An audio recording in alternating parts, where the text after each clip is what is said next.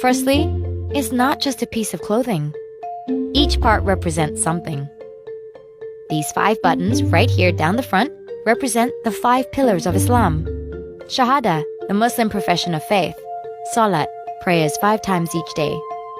Zakat, charity to benefit the poor and the needy. Puasa, fasting during the month of Ramadan.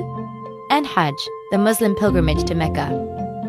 However, when you see a single button on another version of the Baju, it represents Islamic Tawhid or oneness of God. Each Baju pocket respectively represents Islam, faith, and Ihsan, which means perfection. Sampin, a piece of woven cloth, is usually tied around the waist of the wearer of the Baju Melayu.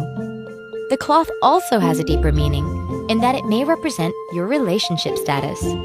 Wearing your sampin below your knees means you're married. Above your knees, you're still single and looking.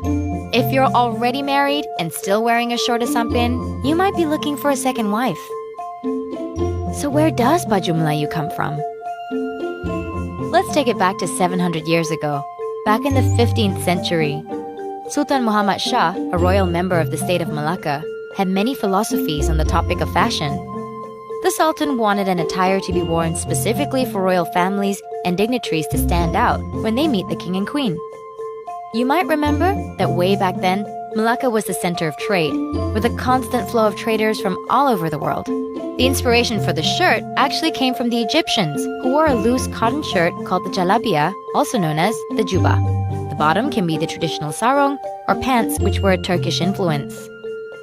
One thing is for certain, the Baju Melayu and what it represents is so unique and deeply rooted in Malaysian cultures and beliefs that it is able to evolve with modern fashion standards and bridges the gap between Malay cultural identity and the Islamic religion.